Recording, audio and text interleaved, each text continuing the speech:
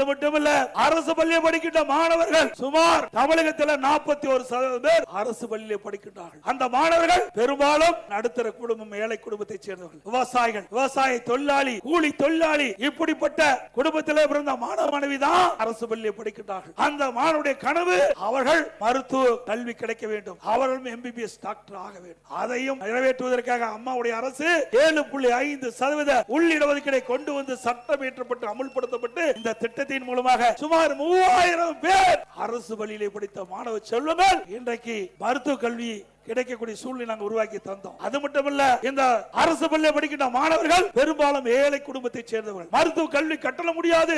இந்த இடஒதுக்கீட்டிலே அவர்கள் தேர்வு செய்யப்பட்டாலும் அவர்கள் அந்த மருத்துவ கல்வி பயில முடியாத சூழ்நிலை. அது எங்களுக்கு தெரிந்தவுடன் அனைத்து இந்திய அண்ணா திராவிட முன்னேற்ற கழக அரசு இந்த திட்டத்தின் மூலமாக தேர்வு செய்யப்பட்டவர்களுக்கு முழு மருத்துவ கல்வி கட்டணம் செலுத்தும், அதையும் நிறைவேற்றி கொடுத்தோம். இதெல்லாம் அதிமுக ஆட்சியுடைய சாதனை.